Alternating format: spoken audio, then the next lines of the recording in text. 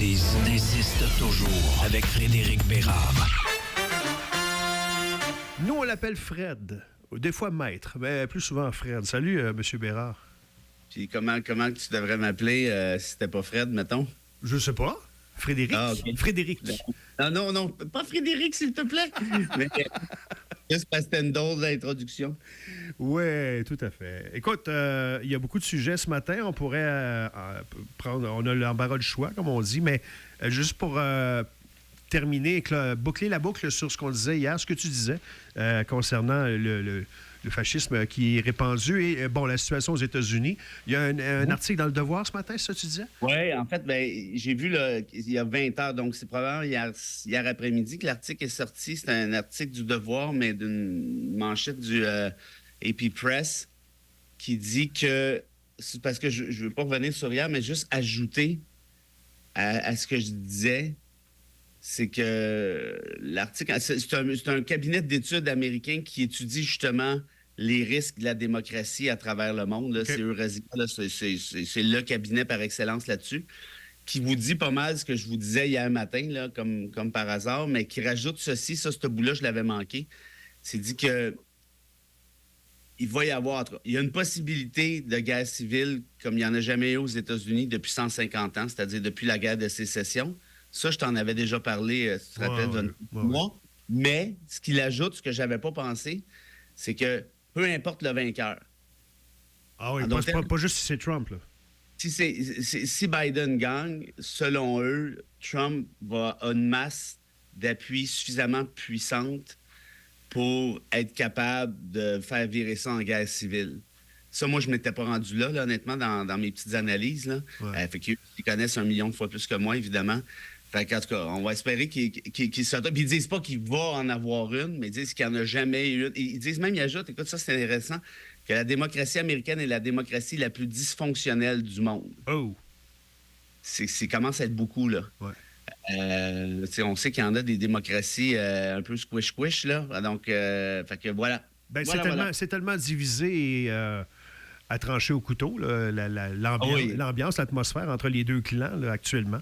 Je comprends qu'il va y avoir la moitié de la population des États-Unis qui va être déçue au lendemain des élections. Il y a des gens qui ont commenté sur ma page Facebook. Je ne sais pas si ce sont des auditeurs, là, mais si oui, salut. Et je trouve que la prédiction est super intéressante. C'est de dire les démocrates découragés par Biden ne vont pas sortir voter. Alors que les Trumpistes, eux, seraient ultra mobilisés. Pas bête. Déjà.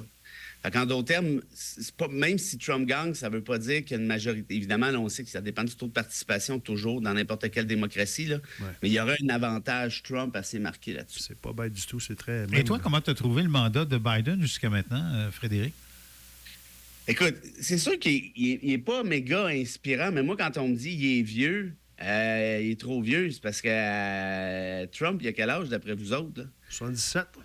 Bon, tu sais, Biden a 81, là, 80. C'est comme si tu me dis, je sais pas moi... Mais Trump a l'air plus solide. Il a l'air plus... Ouais, il a l'air... OK, oui, mais je comprends, là. Mais pour le reste, là, c'est comme tu me dis, je sais pas moi... un joueur de 32 ans, il commence... Non, un joueur de 35 est vieux. On va prendre celui de 33. Il va falloir peut-être prendre un autre argument. Là. Ceci dit, il n'y a pas mal fait de façon générale. Moi, j'y en veux pour ce qui se passe à Gaza, là, personnellement. Ouais, parce que c'est lui qui laisse ça aller, très clairement. Ouais. Mais les lobbies d'influence aux États-Unis sont très forts. Fait que c'est ça. Il n'est pas super inspirant, mais c'est parce que moi, quand j'ai mal à la tête, je ne vais pas me l'assier. Je vais prendre des Tylenol à la place. Fait que, je sais pas, peut-être une manière de peut-être pas virer fou. Hey, grosse nouvelle, Fred. On va parler de ton ami Denis Coderre. Mais juste auparavant, je veux amener ton attention sur une situation qui s'est passée au Palais de justice de Longueuil hier. Un interprète qui a été attaqué, poignardé. Et là, bon, on a commencé un petit peu, on le fait ce matin, on l'a fait hier soir, à remettre en question la sécurité dans les palais de justice. C'est-tu dangereux, les palais de justice au Québec? Il manque de sécurité? Ben, moi, je vous le dis, ça fait un bout de temps. Tu te rappelles, quand je dis que notre valeureux ministre de la Justice, le petit Simon, fait pas sa job, fait la pire job de cochon qu'il a jamais eu, notamment en matière de ressources. je vous en ai parlé, tu sais, quand on parle de Jordan, là, Ouais. c'est pas juste qu'il manque de juges. Il manque aussi des greffières, c'est essentiellement des femmes, qui font un travail, écoute, ultra névralgique. Là. Tu peux pas faire un procès s'il n'y a pas de greffière. C'est impossible. Ouais. Ça te prend après ça des préposés, ça te prend après ça des gardiens de sécurité. Parce qu'il y a des dossiers qui sont assez rock'n'roll. Tu sais, si tu fais un truc je sais pas moi, en droit commercial pur, la chicane pogne pas. Moi, mes dossiers en droit constitutionnel, c'est assez théorique, là. Je veux dire, ça va. Mais il y a des dossiers où tu as besoin de gardiens de sécurité. Aux criminels, notamment. C'est sûr, on pense à ça tout de suite. Là. Beaucoup aux criminels. Puis certains... là, je parle un peu à travers mon chapeau parce que j'en fais pas, mais de ce que je comprends, un peu en matière familiale, parfois. Oui. Et il y a un manque de ressources flagrant. Maintenant, est-ce que ça, c'est simplement une mauvaise histoire? Ça se peut. Est-ce que c'est une anecdote? Moi, je me mets à la place du ou de la pauvre interprète qui s'est fait sauter d'en face. C'est pas supposé arriver, ça, on s'entend bien. Exact. Mais les esprits sont tellement exacerbés en ce moment, notamment par le Trumpisme. Hein? Je reviens un peu à ça, là, mais c'est parce que depuis la pandémie, le Trumpisme et tout, il y en a plusieurs qui ont décroché complètement des institutions. Ils vivent dans un monde parallèle. Et là, ils s'imaginent qu'il y a un complot absolument fantastique contre eux. Tu sais, comment il s'appelle, le gars là, qui a bloqué le tunnel, là, un des gars, en tout cas, Steve, bref. ton chum Steve. L'artiste. Non, pas lui, l'autre. Non, l'autre, ouais, je sais de qui tu parles. En tout cas, tant mieux si on les a oubliés, là, c'est bon signe. Ouais. Mais tu sais, ces gens-là, ils comprennent pas ce qui se passe. Là. Ils vivent dans... Fait que là, ils s'imaginent que le juge est envoyé par Justin pour les... Tu sais, je veux dire, on est dans... On est dans folie pure. Le gros complot. C'est ça. Fait que non, je suis pas surpris, malheureusement. Il y a une vidéo qui est virale, qui Oui. se promène actuellement. Tu as vu, il y a un gars Madame qui... Freeland? Non, il y a celle-là, mais il y a un gars qui saute sur une juge carrément dans un... Les États-Unis. Oui, exactement. L'accusé saute carrément sur la juge. Il passe l'autre bord du bureau. Je te donne un exemple. Oui, Quand Stephen Harper avait lancé des roches à Beverly McLaughlin, la juge en chef de la Cour suprême, l'affaire de la nomination du juge Nadon, il avait attaqué là, de toutes parts. Puis ça, c'était dans le cadre de l'affaire Kader, notamment. Brian Mulroney, qui est pourtant un conservateur, lui aussi, était sorti publiquement et avait dit, quand tu es premier ministre du Canada, tu n'attaques pas les tribunaux. Tu ne fais pas ça. Ça, c'est une question de respect des institutions, c'est une question de séparation des pouvoirs, c'est une question de confiance en notre démocratie. Parce que si, tu as le droit, tu peux critiquer en quelque sorte, tu peux ne pas être content d'une décision, ça c'est correct, mais tu peux pas attaquer la crédibilité d'une cour puis varger dedans un coup de 2 par 4. Or, qu'est-ce que Trump fait depuis qu'il est dans le paysage politique, depuis 2015-2016? Il ne fait il fait bien d'autres choses malheureusement, mais il attaque les juges à temps plein. Rappelle-toi, il dit, elle, c'est parce que c'est une raciste anti-blanc, hein, la cassette de on sait qui. Donc, c'est vrai que les Blancs, on est des grandes victimes du système judiciaire, ça, c'est bien connu. Cette juge-là, c'est une ci, ce juge-là, c'est un ça, c'est un complot, c'est une machination. A so-called judge, un prétendu juge a déterminé que. C'est pas bien surprenant qu'à un moment donné, les gens s'imaginent que c'est un complot ourdi contre la justice, contre le peuple. Puis là, il y en a qui sautent les câbles complètement. Donc moi, j'en veux jamais. J'en veux rarement au peuple de suivre les pas de leaders comme ça parce que c'est la solution facile. C'est pour ça qu'on appelle ça du populisme. C'est regarde, si lui le dit, ça doit être vrai, il est président. Fait que le monde embarque là-dedans sans trop se poser de questions. Mais j'en veux, par exemple, aux leaders politiques qui agissent, qui exacerbent ces tensions-là, qui bullshit à journée longue. Ils sont pas caves, là.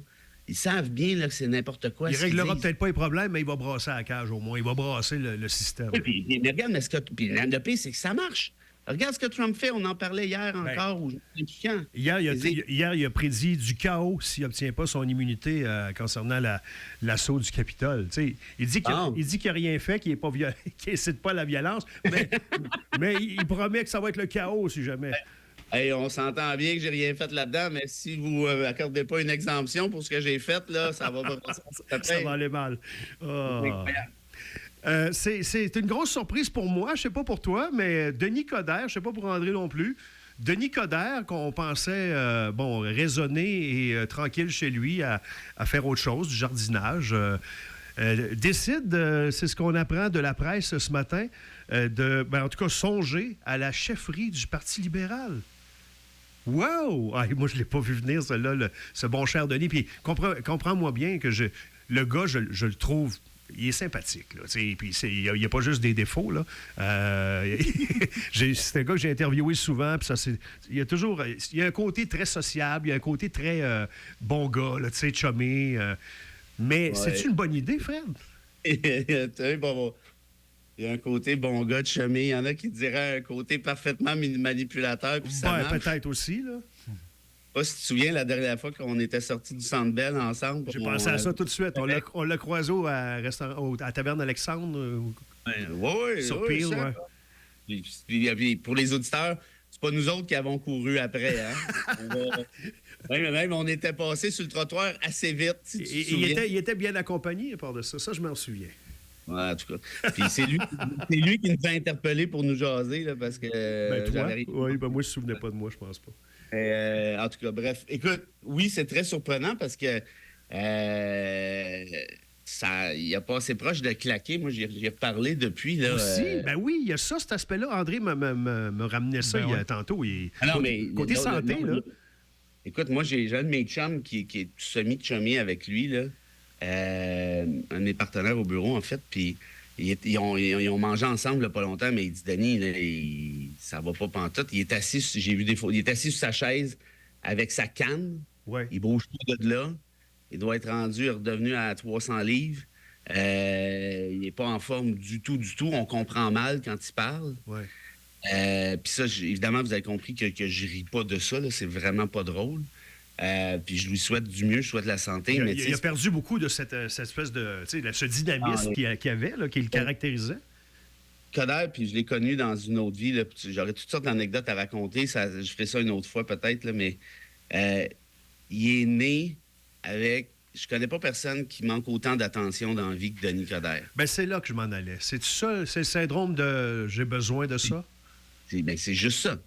C'est ça. Puis rappelle-toi, quand on l'a vu, il disait « Ah, je fais de l'argent, là, je fais de l'argent. » Puis j'avais dit, ouais, si faire de l'argent pour toi, c'est assez. Tu pourrais faire... Toi, tu veux des caméras quand même que ça te coûte de l'argent, tu sais. Je veux dire, arrête ça. Puis la réalité, c'est celle-ci. Un petit exemple qui explique tout ce que je pense. Puis je suis pas psy, mais ça me surprendrait que je me trompe sur celle-là. À l'âge de 8-10 ans, il y a eu un reportage à Radio-Canada avec un enfant de Joliette, un petit peu grassouille, oui, très articulé et éloquent, qui expliquait aux journalistes qu'il avait vu un vaisseau spatial oui, c'est ça. On peut trouver ça sur YouTube, cette vidéo-là. Ouais. C'est pas d'hier que Denis Coderre bullshit. On va se le dire. C'est là que tu t'en allais. Moi, je pensais aimer parler devant une caméra, mais je pensais pas à bullshit. Quand tu es capable d'inventer des extraterrestres pour attirer la caméra, c'est parce que tu pas être capable d'inventer d'autres choses. On va le lâcher un peu. Là, ben, donc, tu y crois pas, Fred? Je pense que non. Ben là, le problème, c'est que le Parti libéral n'a pas personne. Puis, j'ai des chums dans à peu près tous les partis. Là. La CAQ, c'est plus difficile un peu, là, mais j'en ai dans tous les autres. Puis ils n'ont pas personne au point où, là, ils cherchent, là. Je ne raconterai pas tous les détails, là, mais ils cherchent fort. Fait que là, il suffit d'avoir un gorlot qui haït pas trop Coderre, puis il dit « Hey, pourquoi tu y vas pas? » Ah oui. Puis là, il va dire que le PLQ, il y a des pressions pour qu'il se présente, alors qu'il y a juste quelqu'un qui a lancé l'idée comme ça autour d'une bière, là. Moi, je vous garantis qu'il n'y a pas personne au PLQ de sérieux qui fait des pressions intenses auprès de Coderre. Ça, c'est... Ils ne sont pas désespérés à ce point-là. Ben non. Okay. Si tu veux rester dans la cave, puis il ne gagnera pas la chefferie, sauf s'il est tout seul. Là, c'est là que ça devient compliqué leur affaire, parce que, sérieusement, je peux pas croire qu'ils voudraient sa cote. En tout cas. Rapidement, il nous reste 2-3 minutes. Le plan de Drainville hier, je ne sais pas si tu as eu le temps de voir ça passer, c'est beaucoup d'argent. Non, mais je m'en veux, par exemple, parce que à ta question de la... Je ne sais plus c'était quand exactement, mais je me disais, est-ce que tu penses que c'est une bonne affaire, un plan de rattrapage? Puis moi, j'avais dit, dépendamment de ce que mes chums enseignants diront, moi, tu sais, je suis un ministre d'éducation qui s'implique, j'aime ça. Ouais. Mais j'avais pas réfléchi avant de parler. Puis j'ai repensé à ça. Après, il n'y a pas personne qui m'a fait signe. Peut-être que c'était correct ce que j'ai dit, mais en repensant à ça, tu sais, les profs, ce sont des professionnels de l'éducation. Là. C'est pas Joe la banane. Là. Ouais. Ils savent ce qu'ils font. Ils savent ce qu'ils ont à faire. Donc, peut-être qu'un plan de rattrapage n'est pas nécessaire. Ou s'il y en a un, peut-être qu'il faudrait qu'il soit relativement flexible en faisant confiance aux profs. Moi, j'ai vraiment... là. Ben, c'est ça qui a été lancé hier, carrément. OK, bon. On vous donne 300 millions, puis soyez autonome. J'en ai une dernière. Trouvez des façons de régler le problème. J'ai un dilemme pour toi, une question pour les auditeurs en finissant. Oh, un quiz? Vas-y. Non, c'est une grosse question philosophique. OK. Non, c'est quelque chose, vous allez voir. Écoutez ça. Pendant la Deuxième Guerre mondiale, il y a Claude Ederle, celui qui a lancé la première... Claude Ederle, c'est celui qui a lancé la première bombe atomique sur Hiroshima. OK? Il y a une correspondance avec un philosophe autrichien qui s'appelle Günther Anders. Et là, il s'en va lancer la bombe. Et là, il jase avec le philosophe disant ouais, là, je sais pas, lancer une bombe atomique, là, c'est parce qu'il y a plusieurs... Je me souviens plus combien il y en a qui sont morts du premier coup avec la première bombe à Hiroshima, là, mais un sacré paquet, là. Qu'est-ce que c'est que je fais avec ça? Et là, le philosophe a posé le dilemme suivant. Il dit, tu te sens moins mal parce qu'il y a une distance. Hein? Tu vas te donner l'ordre de lancer la bombe. Tu sais, quand je vous parlais de la banalité du mal hier d'Hannah Arendt, exécuter les ordres et tout ça, ben, je suis encore dans ces lectures-là, je suis captivé, je me couche à 2 heures du matin pour me préparer, imagine-toi donc. Ouais. Et là, donc, il y a une distance côté bombe, mais je ramène ça différemment. Je te demande de choisir Ederle entre ceci. Puis tout le monde peut se poser la question, je vous le dis, là, c'est pas le fun, mais ça s'est déjà posé, cette situation-là. Si tu as le choix en t'amener un enfant, pas le tien, là, peu importe lequel, OK. un enfant dans une chambre à gaz, comme faisaient les nazis, tu as le choix entre ça, puis tu as le choix entre lancer une bombe atomique. C'est bien le fun. Qu'est-ce que tu choisis? Qu'est-ce qui, moralement, est le moins pire? On peut pas, il n'y a pas d'aucune de ces réponses, non? Non, malheureusement. Idéalement, oui, là. Mais lui, il faut que tu choisisses parce que tu as des ordres, là. OK, l'enfant, c'est toi qui vas le porter dans la chambre à gaz? Comme les nazis faisaient à Auschwitz ou Dachau. Oui, oui. Et l'autre, Les tu, enfants, et l'autre, tu sais, tu les vois enfants, pas, l'autre, tu vois juste le résultat. Et Exact. tu vois pas ça Mais se tu sais, passer. par contre, Ouais. Mais tu sais, par contre, que quand la bombe va sauter, il va y avoir peut-être 100 000 enfants qui vont mourir. Sauf que tu ne les verras pas. L'enfant, lui, tu le tiens par la main jusque dans la chambre à gaz, puis tu vois son inquiétude ou ses souffrances, et ainsi de suite. Tu le verras pas. Puis, bon, c'est peut-être pas des souffrances immédiates. Non, mais... je comprends. Ben, à voir comment, puis je ne veux pas répondre pour les gens, mais à voir comment on réagit quand les choses sont loin, on est beaucoup plus... on est moins concerné. Hein? Quand les guerres sont loin, c'est comme, on y pense une journée ou deux, mais après ça, on fait nos affaires, puis on y pense plus. On voit comment on agit dans ce temps-là. T'as mis... Évidemment, il n'y a pas de bonne ou mauvaise réponse, on s'entend. Ouais. Tu as mis le doigt absolument sur ce que le philosophe essayait de faire comprendre à Ederle en disant, tu penses que tu te désengages avec la bombe parce que tu ne vois pas la détresse immédiate. Non, c'est ça. Et la différence entre un nazi qui amène un enfant d'une chambre à gaz et toi, c'est que toi, tu vas en tuer 100 000. Ouais, c'est bon. C'est bon, mais pas trop souvent, s'il vous plaît. Non, je sais, là, mais parce que je suis là-dedans, qu'est-ce que tu veux que je te dise? Demain, on parlera de Jonathan Drouin. Ouais, ça va faire du bien, ça. Salut! Hé, là, je sais pas. Merci, bye.